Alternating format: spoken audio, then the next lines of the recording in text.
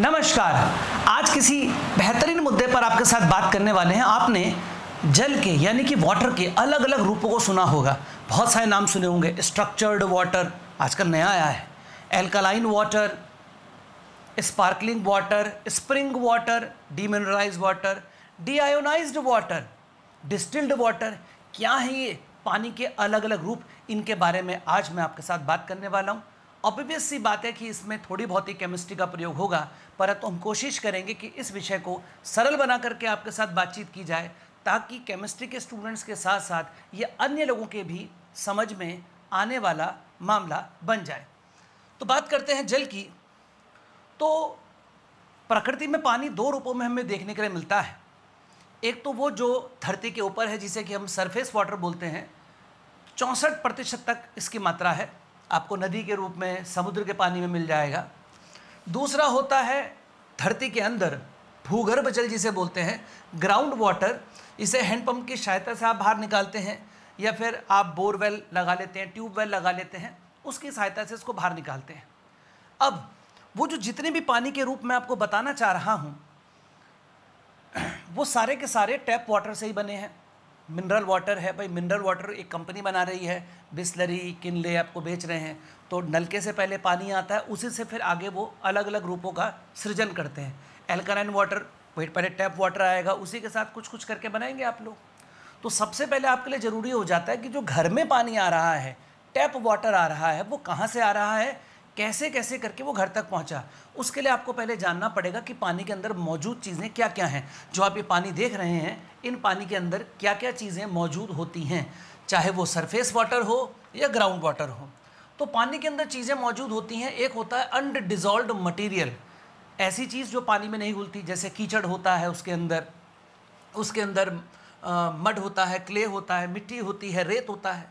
कुछ गैसें डिजॉल्व रहती हैं, घुली हुई गैसें रहती हैं, जैसे ऑक्सीजन, जैसे CO2 कार्बन डाइऑक्साइड, SO2, ये कुछ गैसेस घुली हुई होती हैं। कुछ यहाँ पर आयंस की फॉर्म में कुछ एलिमेंट्स घुले हुए रहते हैं, कैल्शियम, मैग्नीशियम, पोटेशियम, सोडियम, जिनको कि आप मिनरल कहते हो। मिनरल वाटर के अंदर यही मिनरल्स मौजूद होते हैं, जिन्हें खनिज कहते हैं आप हिंदी में। और ये मौजूद होते हैं सल्फेट की फॉर्म में, क्लोराइड की फॉर्म में, इन रूपों में मौजूद रहते हैं। कुछ अन्य चीज़ें भी मौजूद होती हैं, पैरासाइट्स, प्रोटोजोआ, बैक्टीरिया, वायरस और कुछ अन्य ऑर्गेनिक पदार्थ यहाँ पर जल के अंदर उपस्थित रहते हैं, जो कि आप नदी में या ग्राउंड वाटर के अंदर पानी देखते हैं उसमें। अब इस पानी से बनाएंगे आप टैप वाटर, यानी कि आपके घर में पानी आएगा। तो आपके घर में पानी कैसे आ रहा है उसको देखते हैं। तो जो नदी का पानी है, उसको वाटर ट्रीटमेंट प्लांट के पास ला करके इसका वाटर का ट्रीटमेंट किया जाता है। नगर निगम करता है इस काम को हमारे देश में। तो अब वाटर ट्रीटमेंट प्लांट में ट्रीट करने के बाद उसे फिर आपके घर पर भेज दिया जाता है। अब वाटर ट्रीटमेंट प्लांट में क्या होता है वह देखते हैं। वाटर ट्रीटमेंट प्लांट का मैंने यहाँ पर एक रफ कुछ बनाया है, इसको देख करके आपको मोटा मोटा आइडिया लग जाएगा। सबसे पहले उस पानी को ला करके निगम में, जहाँ पर उसकी सफाई का कार्यक्रम चल रहा है, वहाँ लेकर के आते हैं। या जिस भी जगह पर स्वच्छता कार्यक्रम चल रहा है पानी का, वहाँ लेकर के आते हैं। सबसे पहले उसमें से ट्रैश रिमूव करते हैं। ट्रैश मतलब कोई कपड़ा है फंसा हुआ, प्लास्टिक की बोतल फंसी हुई है, पहले उनको हटाते हैं। उनको हटाने के बाद अब उसके अंदर कोएगुलेशन यानी कि स्कंदन, फ्लॉकुलेशन, ये भी एक कोएगुलेशन की ही एक टाइप है। स्कंदन, इसमें क्या होता है कि जो रेत मिट्टी के कण होते हैं उनके ऊपर चार्ज रहता है, नेगेटिव चार्ज यानी कि ऋण आवेश उनके ऊपर उपस्थित रहता है, तो उसको पहले न्यूट्रलाइज करा जाता है। तो न्यूट्रलाइज करने के लिए कुछ कुछ चीज़ें डाल सकते हैं हम लोग। कोएगुलेशन करने के लिए एल्युमिनियम सल्फेट डाल सकते हैं, FeSO4 डाल सकते हैं। लेकिन जब बड़े स्केल पर, लार्ज स्केल पर ये काम चल रहा होता है, तो सबसे सस्ता जो मटेरियल हमें मिलता है वो है पोटाश एलम यानी कि फिटकरी मिलाते हैं। तो उससे ये जो पार्टिकल्स हैं कुछ सेटल डाउन हो जाते हैं। यहाँ पर इस पानी को आगे करते हैं शिफ्ट, पंखा चलाते हैं, तो जो हल्के पार्टिकल्स होते हैं वो ऊपर आ जाते हैं, उनको अलग करते हैं। फिर ये आगे आता है, यहाँ पर पानी को थोड़ी देर के लिए यहाँ पर रोक दिया जाता है। तो फिर सेडिमेंटेशन का प्रोसेस होता है, जो उसके अंदर रेत मिट्टी के कण, जो भारी कण हैं, वो अपने आप नीचे बैठने लगते हैं, इसको सेडिमेंटेशन बोलते हैं। अब ये पानी आगे आता है, इसको फिल्टरों में से गुजारा जाता है। फिल्टरों के अंदर छोटे छोटे छेद होते हैं, जिनमें से पानी तो गुजर सकता है, लेकिन रेत मिट्टी के कण इस फिल्टर में से नहीं गुजर पाते, और ये पानी यहाँ पर निकल जाता है साफ़ होकर के। अब इसके अंदर वायरस, बैक्टीरिया, ये सब चीज़ें रहती हैं। इनको दूर करने के लिए अब अलग अलग देश अपनी अपनी आर्थिक स्थितियों के हिसाब से इसके आगे का प्रोसेस करते हैं। होना तो ये चाहिए कि पहले इसका ओजोनेशन होना चाहिए, इसमें पहले ओजोन पास करनी चाहिए, अच्छा डिसइंफेक्टेंट है, बैक्टीरिया इन सब चीज़ों को मारता है। फिर क्लोरीन पास होनी चाहिए, लेकिन हर कोई ओजोनेशन कर नहीं पाता है। तो अमूमन जो हम लोग देखते हैं अपने देश की अगर हम बात करें तो क्लोरिनेशन करते हैं, Cl2 पास करके उसके अंदर यहाँ पर पास Cl2 और ozone like gases, it removes virus, protozoa, reduces Fe, Mn, sulphur, इन सबको रिमूव करता है। तो अपन ये काम क्लोरीन पास करके अपने देश में करते हैं। और अब इस पानी को यहाँ से उठा करके, आपने देखा होगा मोहल्ले के बाहर टंकियाँ बनी होती हैं, उन टंकियों में इसको संचित कर दिया जाता है और फिर टंकी के माध्यम से आपके घरों में ये पहुँच जाता है। लिख दिया यहाँ पर होम कंजप्शन। अब जो आपका टैप वाटर है, ये घर में जब पानी पहुँच गया, इंडस्ट्री में पानी पहुँच गया, अब इस पानी से अलग अलग टाइप के पानियाँ बनाते हैं। कौन कौन से पानी बना सकते हैं? Mineral water, demineralised water, distilled water, structured water. अब ये क्या क्या हैं, इन सभी पानी के ऊपर मैं आपके साथ वन बाय वन अब यहाँ पर चर्चा करूँगा। डिस्टिल्ड वाटर में पानी का डिस्टिलेशन यानी कि शुद्ध हिंदी में से आसवन बोलते हैं। एक सरल सी प्रक्रिया है, पानी लीजिए, गर्म करिए, उसकी भाप उड़ाइए, वाष्प उड़ाइए, वेपर्स, और उसकी वेपर्स को कहीं पर इकट्ठा कर लें। जब भी किसी लिक्विड को गर्म करके, किसी द्रवित पदार्थ, किसी द्रव को गर्म करके उसकी वाष्प इकट्ठी करके अगर हम कहीं पर एकत्रित कर लेते हैं, उसकी वेपर्स को इकट्ठा कर लेते हैं, तो इस घटना को डिस्टिलेशन यानी कि आसवन बोलते हैं।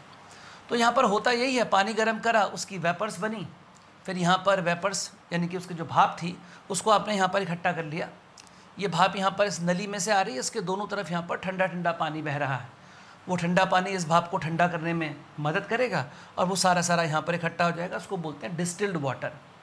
अब डिस्टिल्ड वाटर को बैटरी में यूज़ करते हैं। जब कभी बीमार पड़ जाते हैं तो डॉक्टर सलाह देता है कि भाई डिस्टिल्ड वाटर पीजिए। अब डिस्टिल्ड वाटर में है क्या, इसको गर्म करने से क्या होता है? Reduces calcium, magnesium up to few extent. थोड़ी बहुत ही जो पानी के अंदर जो मिनरल, ज़रूरत से ज़्यादा मिनरल मौजूद थे, उनमें थोड़ी सी कमी आती है। इसे शुद्ध भाषा में अगर बोला जाए, हिंदी भाषा में बोलते हैं तो कठोरता पानी की कम होती है थोड़ी सी। बहुत ज़्यादा मिनरल्स भी नुकसानदेह हैं, तो उनको कम करने का काम करता है। दूसरा, ये सबसे इम्पॉर्टेंट काम करता है, वायरस और बैक्टीरिया को मारता है। तो जब कभी बुखार वगैरह होते हैं, तबीयत ख़राब होने लगती है, पेट खराब अगर हो जाता है, डॉक्टर के पास जाते हैं, डॉक्टर बोलता है भैया ऐसा करो, पानी जो है उबाल करके और फिर छान करके पीना, क्योंकि वो चाहते हैं कि उस पानी के अंदर जो वायरस और बैक्टीरिया है वो मर जाए। क्योंकि आप ऑलरेडी उनसे इन्फेक्टेड हैं, तो वो आपको गर्म पानी करके, उबाल करके पानी, ताकि उसके बैक्टीरिया और वायरस मर जाएं, उसे पीने की आपको सलाह देते हैं। अब और क्या क्या होता है अगर आप देखेंगे तो इसके अंदर ऑर्गेनिक पॉल्यूटेंट्स डिस्टिल्ड वाटर के अंदर मौजूद रहते हैं। ऑर्गेनिक पॉल्यूटेंट्स इसके अंदर से नहीं जाते, यानी कि कार्बनिक अशुद्धियाँ इसमें से रिमूव नहीं होती हैं। इस पानी को आप पी सकते हैं, पीने योग्य पानी है, परंतु प्रतिदिन इस पानी को पीना नुकसानदेह है, क्योंकि इसके अंदर कैल्शियम, मैग्नीशियम इनकी मात्रा काफ़ी कम होती है। रोज़ अगर आप उबला हुआ पानी ही पिएंगे तो इससे आपके शरीर के अंदर कैल्शियम, मैग्नीशियम जैसे खनिजों की यानी कि मिनरल्स की कमी हो सकती है। तो कभी कभार तो ठीक है, रोज़ पीना is not good for your health. अब हम आते हैं यहाँ पर अगले पानी पर, वो है मिनरल वाटर। मिनरल वाटर कौन है? जिसमें मिनरल्स मौजूद हों, कैल्शियम, सोडियम, पोटेशियम, ये सब मौजूद हो। अगर हम सबसे बेहतरीन पानी की बात करें जो कुदरत ने बना के दिया है पीने योग्य, तो वो तो है नारियल का पानी। आप डॉक्टर्स की राय भी देखते होंगे, जब कभी बहुत ज़्यादा बीमार पड़ जाता है कोई पेशेंट, खाना वाना डाइजेस्ट नहीं हो रहा तो डॉक्टर यही सलाह देते हैं कि भैया नारियल का पानी पीजिए। सबसे बेहतरीन भगवान के द्वारा बनाया गया एक शानदार मिनरल वाटर है वो, उससे बढ़िया तो कुछ हो ही नहीं सकता। बहरहाल अब मिनरल वाटर की अगर हम बात कर रहे हैं तो जो मिनरल वाटर का मतलब जिसमें कैल्शियम, मैग्नीशियम, पोटेशियम ये सब आयन मौजूद हो, और ये सब आयन तो जो नलके का पानी आ रहा है उसमें है, वो तो पर्याप्त मात्रा में, बल्कि पर्याप्त तो छोड़िए, वो तो ज़रूरत से ज़्यादा है। और चूंकि वो ज़रूरत से ज़्यादा है इसलिए नुकसानदेह है। हर चीज़ एक संतुलित अवस्था में ही तो अच्छी लगती है ना। किसी से प्रेम भी करें तो संतुलित अवस्था में करें, आवश्यकता से अधिक करेंगे तो सामने वाला परेशान हो जाएगा, यार हम तुम्हारे प्यार से ही परेशान हो गए। तो मिनरल भी अगर आप बॉडी में ले रहे हैं तो ज़रूरत से ज़्यादा मिनरल लेंगे तो वो भी नुकसान पहुंचाएगा। तो जो टैप में पानी आ रहा है उसमें ऑलरेडी मिनरल है, पर वो ज़रूरत से ज़्यादा है। अब ये ज़रूरत से ज़्यादा, सर ये शब्द थोड़ा सा क्लियर कर दें तो समझिए। इसके लिए हम एक शब्द यूज़ करते हैं TDS, टोटल डिजॉल्व्ड सॉलिड। आप लोग देखते होंगे जो घर में RO लगाने वाला आता है वो आपको TDS नाप के दिखाता है, देखो सर इसकी TDS इतनी आ रही है। मतलब उस पानी के अंदर जो कैल्शियम, सोडियम, पोटेशियम, ये जो आयंस हैं, इनकी कॉन्सेंट्रेशन, इनकी सांद्रता ज़रूरत से ज़्यादा नहीं होनी चाहिए। तो जो बताई जाती है पीने के लिए वो 300 से नीचे रहनी चाहिए, ऐसा WHO बोलता है। तो 100 से 300 के बीच में अगर TDS है, यानी कि सोडियम, पोटेशियम, ये जो इनकी मात्रा है, अगर ये 100 से 300 के बीच में है, ppm, ये ppm एक सांद्रता नापने की, कॉन्सेंट्रेशन नापने की एक यूनिट है।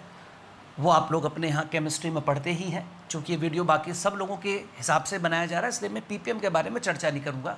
100 से 300 के बीच में से रहना चाहिए। तो 100 से 300 के बीच में अच्छा माना जाता है। 300 से 400 थोड़ा रिस्की हो जाता है। 500 से ऊपर है तो हार्मफुल है, बिल्कुल भी नहीं पीना चाहिए। यहाँ पर अलग अलग लोगों का अलग अलग मत है, अलग अलग विद्वानों का अलग अलग मत है। कुछ कहते हैं 350 400 तक का पानी पी लीजिए, पर फिलहाल हम अगर साइंस की बात करें तो WHO के रिकमेंडेशन के अनुसार 300 से नीचे रहना चाहिए, तो वो जल ठीक रहता है। तो अब क्या काम करें? टैप वाटर में तो ऑलरेडी मिनरल हैं, मुझे मिनरल थोड़े कम करने हैं। तो मिनरल को थोड़ा कम करने के लिए RO का प्रयोग किया जाता है, जो रिवर्स ऑस्मोसिस। आपके घर में जो वाटर प्योरीफायर लगे हुए हैं, आप उनका प्रयोग करते हैं। ये थोड़े उसके अंदर जो TDS है, उसकी TDS को 100 से 300 के बीच में लाने का काम करते हैं। अलग अलग कंपनी के आते हैं, एक्वागार्ड, कैंट, ये सब आप लोगों के यहाँ पर लगे हुए होंगे। एक चर्चा इस विषय में भी बहुत होती है कि कौन सा पानी पीने योग्य है। मिनरलाइज्ड वाटर, मिनरल वाटर पीने योग्य है कि नहीं, हमें पीना चाहिए कि नहीं, इस विषय पर भी एक अच्छी खासी डिबेट हो सकती है। इसी लेक्चर के अंत में मैं इस विषय पर थोड़ी सी बातचीत आपके साथ ज़रूर करूँगा। बहरहाल पहले मैं आपको पानी के प्रकार सारे दिखा दूँ, उसके बाद मैं वहाँ पहुँचता हूँ। तो ये हो गया अपना मिनरल वाटर। अब एक होता है डीमिनरलाइज्ड वाटर और डीआयनाइज्ड वाटर। मिनरल वाटर के अंदर भी मिनरल्स यानी कि calcium ion, sodium ion, potassium ion, magnesium ion, ये तो मौजूद होंगे ही होंगे, और ये क्लोराइड और सल्फेट के रूप में मौजूद होते हैं। अगर आप इस पानी में से सारे के सारे आयन रिमूव कर दो तो उसे डीमिनरलाइज्ड वाटर या डीआयोनाइज्ड वाटर बोलते हैं। डीआयोनाइज्ड का मतलब अब पानी में आयन मौजूद नहीं है। तो आप उन आयन्स को कैसे हटाते हैं? उसके लिए आयन एक्सचेंजर्स होते हैं, कुछ सिंथेटिक रेजेंस बोलते हैं उनको, उनका प्रयोग किया जाता है। पानी को पहले एक कैटायन एक्सचेंजर में से गुजारा जाता है, फिर एनायन एक्सचेंजर में से गुजारा जाता है। 2 में से गुजारने के बाद पानी जो है आपका डीआयनाइज्ड हो जाता है या डीमिनरलाइज्ड हो जाता है। उसके अंदर मिनरल की मात्रा बहुत ही ज़्यादा कम हो जाती है, इतनी कम जिसे कि आप नेग्लेक्ट कर सकते हैं। तो आप इसे डीमिनरलाइज्ड वाटर, डीआयनाइज्ड वाटर या डीमिन वाटर भी बोलते हैं शॉर्ट में। मिनरलाइज्ड को सिर्फ DEMIN निकाल दिया, this is also called demin water. अब आपके मन में एक प्रश्न उठेगा कि सर पानी कौन सा पीने के लिए ठीक है? पीने को तो उसमें से कोई सा भी पानी पी लीजिए, लेकिन मिनरल वाटर ही डेली पीना उचित रहता है। डीआयनाइज्ड वाटर पिएंगे तो आयन की संख्या काफ़ी कम रहेगी। अच्छा, डिस्टिल्ड वाटर में भी आयन कुछ कम हो गए थे। दोनों में अंतर क्या है डिस्टिल्ड वाटर में और डीमिनरलाइज्ड वाटर में, वो देख लीजिए। डिस्टिल्ड वाटर के अंदर जब आप गर्म करके और पानी को उधर उसकी वाष्प इकट्ठी करके ठंडा कर लेते हैं तो आप उसे डिस्टिल्ड वाटर बोलते हैं, लेकिन उसके अंदर ऑर्गेनिक पॉल्यूटेंट अभी भी मौजूद होते हैं, लेकिन उसके अंदर वायरस और बैक्टीरिया मर जाते हैं। ये खूबसूरती है डिस्टिल्ड वाटर की। डीमिनरलाइज्ड वाटर में वायरस और बैक्टीरिया जिंदा रहते हैं, यानी कि वायरस बैक्टीरिया इसके अंदर अभी भी मौजूद हैं, लेकिन इसके अंदर वायरस और बैक्टीरिया अभी नहीं है। इसके अंदर वायरस और बैक्टीरिया नहीं है, लेकिन इसके अंदर वायरस और बैक्टीरिया अभी भी मौजूद होते हैं। यही फ़र्क इन दोनों डिस्टिल्ड और डीमिनरलाइज्ड वाटर में रहता है। पानी के अलग अलग प्रकार लोगों ने बना रखे हैं। हेल्थ कॉन्शियस लोग धीरे धीरे होते जा रहे हैं, तो अपने अपने हिसाब से लोगों ने अपनी अपनी शरीर को जो सूट करता है उसके हिसाब से पानी पीना आरंभ कर दिया है। स्प्रिंग वाटर जो झरने का पानी होता है उसको सबसे शुद्ध माना जाता है, काफ़ी अच्छा पानी रहता है, इसमें पर्याप्त मात्रा में खनिज होते हैं।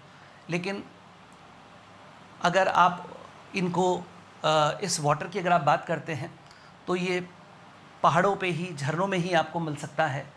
ये नीचे आते आते यही वाटर, झरने का पानी जब नीचे हमारे जब सिटी में आने लगता है, शहरों में आने लगता है, तो वहाँ पर फैक्ट्रीज़ की गंदगी, सीवेज, ये सब उसमें मिलने लगता है। उसके बाद उसकी पवित्रता उतनी रह नहीं जाती है। तो अगर आप इस पानी का आनंद लेना चाहते हैं तो उसका आनंद तो आपको पहाड़ों पर जा कर के ही लेना पड़ेगा। मिनरल पर्याप्त मात्रा में रहते हैं, पीने योग्य रहता है, स्वास्थ्य के लिए अच्छा रहता है। दूसरा होता है स्पार्कलिंग वाटर, इसको कार्बोनेटेड वाटर बोलते हैं। इसमें पानी के अंदर थोड़ी सी CO2 पास कर दी जाती है, तो तो वो CO2 पानी के अंदर ऐसे बुलबुलों के फॉर्म में आपको दिखती है। इसे आप सोडा वाटर भी बोल सकते हैं, लेकिन इसमें थोड़ा सा सोडा की मात्रा हल्की सी कम रहती है, मतलब इसमें CO2 की मात्रा थोड़ी सी कम रहती है। तो सोडा वाटर उसमें तो बहुत ज़रूरत से ज़्यादा CO2 घुला हुआ रहता है, वो लोग अपना कोल्ड ड्रिंक बनाने के लिए या फिर कुछ लोग अल्कोहल वगैरह पीने के लिए उसका इस्तेमाल करते हैं। लेकिन जो ये अपना कार्बोनेट स्पार्कलिंग वाटर है, इसके अंदर CO2 अल्प मात्रा में CO2 घुली हुई रहती है। तो CO2 पानी में घुल करके कार्बोनिक एसिड बनाती है। इस वजह से इस पानी की नेचर एसिडिक है, यानी कि अम्लीय प्रवृत्ति का है, और यही कारण है कि इसकी pH 7 से कम रहती है।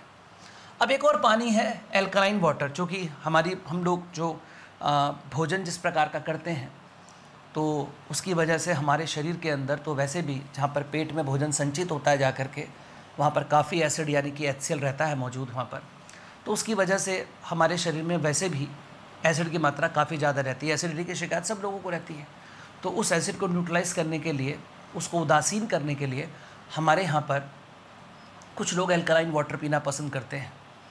क्षारीय पानी, अम्ल और क्षार, एसिड और बेस एक दूसरे को ख़त्म कर देते हैं, तो उसके लिए एल्कलाइन वाटर पीते हैं। तो एल्कलाइन वाटर बना सकते हैं आप पानी लें, पानी में थोड़ी सब्जियां काट के डाल दें।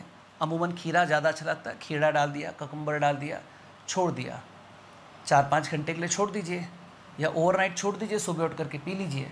उसकी pH 7 से थोड़ी सी ज़्यादा हो रखी होगी, और इस प्रकार के पानी को हम लोग बोलते हैं alkaline water. pH greater than 7, 8 to 9, इसकी pH 8 से 9 के बीच में रहती है।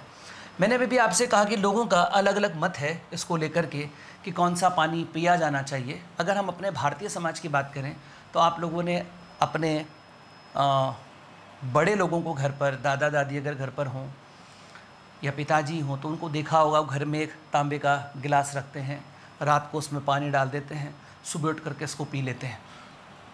हमारे यहाँ पर उसको काफ़ी अच्छा माना गया है। इस वाटर को आजकल की जो जनरेशन है वो इसे स्ट्रक्चर्ड वाटर बोलती है। तो इस पानी के अंदर क्या खूबसूरती है ज़रा आप उसे समझिए। पानी को जो परमात्मा ने नेचुरली बनाया है ना, तो पानी के पार्टिकल्स के बीच में ऐसे करके हाइड्रोजन बॉन्डिंग रहती है, और जब ये हाइड्रोजन बॉन्डिंग मेंटेन रहती है तो उसे स्ट्रक्चर्ड वाटर बोलते हैं। लेकिन अलग अलग उसके अंदर केमिकल्स प्रेजेंट रहते हैं, अलग अलग उसके अंदर कैल्शियम, मैग्नीशियम, ये सब मौजूद होने से ये बीच बीच की बॉन्डिंग जैसी होनी चाहिए उस फॉर्म में रहती नहीं है। तो ये स्ट्रक्चर्ड रहता नहीं है पानी। तो उसको स्ट्रक्चर्ड करने के लिए हम क्या काम करते हैं, पानी में एक नीचे एक प्लेट डाल देते हैं तांबे की, या तांबे के लोटे में पानी भर के रख लीजिए, सवेरे पी लीजिए। हमारे ऐसा तो होता ही आया है। आजकल की जनरेशन जो है अब वो प्लेट इस्तेमाल करने लगी है, चूँकि तांबे का लोटा या तांबे के बर्तन की ठीक से सफाई होने में दिक्कत होती है। तो लोगों को लगता है कि प्लेट की सफाई आराम से कर सकते हैं, तो वो एक घड़ा ले लेते हैं, घड़े में पानी डाल देते हैं और उसके अंदर एक कॉपर की प्लेट छोड़ देते हैं। लेकिन इसको आप बहुत लंबे समय तक नहीं छोड़ें, 8 से 12 घंटे तक तो ठीक है। 12 घंटे के ऊपर अगर आप इसे छोड़ देंगे तो फिर कॉपर ऑक्सीडाइज होने लगेगा। कॉपर ऑक्सीडाइज होकर के सोल्यूशन में आएगा तो वो बहुत ख़राब स्थिति है, क्योंकि ये कॉपर वाला पानी अगर आप बहुत ज़्यादा पिएंगे तो फिर ये दिमाग में जम जाता है, ब्रेन को दिक्कत पहुंचाता है। इसलिए कोशिश ये करनी चाहिए कि कॉपर की जो अपनी मेटेलिक प्रॉपर्टी है, इस स्ट्रक्चर्ड वाटर को बनाने में कॉपर का ऑक्सीडाइज होना ख़राब बात है। कॉपर की जो मेटेलिक प्रॉपर्टी है वह प्रॉपर्टी आप इस्तेमाल करेंगे तो कॉपर के सरफेस पर इलेक्ट्रॉन्स रहते हैं, वो इलेक्ट्रॉन्स इस पानी का पॉजिटिव एंड अपनी तरफ अट्रैक्ट करते हैं। पॉजिटिव एंड अगर उन्होंने अपनी तरफ अट्रैक्ट कर दिया तो नेगेटिव एंड दूसरी तरफ रहेगा, उसके साथ दूसरे पानी का मॉलिक्यूल पॉजिटिव नेगेटिव जुड़ जाएगा, उसके साथ दूसरा, उसके साथ दूसरा, उसके साथ दूसरा, पूरी चेन बन जाती है। इस पानी को आप ऐसे ही स्टेशनरी छोड़ दीजिए 12 घंटे के लिए, सवेरे आइए, उसमें से ऊपर से एक गिलास पानी निकाल लिए और पी जाइए। आप स्ट्रक्चर्ड वाटर का आनंद ले पाएंगे। लेकिन 12 घंटे से ज़्यादा अगर आप उसे रखते हैं, 8 से 12 घंटे इसका स्टैंडर्ड टाइम माना गया है, इससे ज़्यादा अगर आप इसे रखते हैं तो फिर कॉपर ऑक्सीडाइज होना शुरू हो जाता है, और कॉपर आयन जब सोल्यूशन में आने लगते हैं तो फिर वो फ्री रेडिकल वगैरह जनरेशन करते हैं, जो कि काफ़ी नुकसानदेह होता है। इसलिए 12 घंटे के भीतर इसको चेंज कर देना चाहिए। तो ये सारे के सारे यहाँ पर पानी के रूप हैं। अब प्रश्न ये पैदा होता है कि सर इतने सारे पानी आपने बता दिए, इसमें से पीने योग्य कौन सा है। देखिए, अगर आप पहाड़ों पर रहते हैं तब तो वहाँ पर आपको नेचुरल सोर्सेज से जो आपको प्राकृतिक रूप से जो पानी प्रदत्त है उससे खूबसूरत पानी पीने के लिए कोई नहीं है। लेकिन जब हम लोग सिटीज़ में आते हैं तो अलग अलग फैक्ट्रीज़ हैं उनकी गंदगियाँ हैं जो उस पानी में आकर के मिलती हैं, तो वहाँ पर मिनरल तो होते हैं लेकिन उनके साथ साथ बहुत ज़्यादा अशुद्धियाँ भी होती हैं। उसको कम करना बेहद ज़रूरी रहता है। इसके लिए आरओ वाटर हम सबके, हमारे पास सबसे अच्छा साधन जो बचता है उसके बाद वो आरओ ही बचता है। तो आप आरओ को वहाँ पर लगा लें। आरओ उसके अंदर टीडीएस सेट कर लें कि भैया हमको 100 से 300 के बीच की टीडीएस का वाटर पीना है, उस पानी को पी सकते हैं। इससे बेहतर कुछ आपके लिए अदर ऑप्शन सिटीज़ में रह करके तो कम से कम नहीं है। उस पानी को वहाँ से निकाल के अगर आप स्ट्रक्चर्ड कर लेंगे तो वो और भी बेहतर होगा। तो ये था पानी के बारे में सारी की सारी सूचना। मुझे उम्मीद है कि मेरे द्वारा बनाया गया ये वीडियो आप लोगों के लिए बड़ा हेल्पफुल रहा होगा। कमेंट बॉक्स में कमेंट करके हमें ज़रूर बताएं। नमस्कार।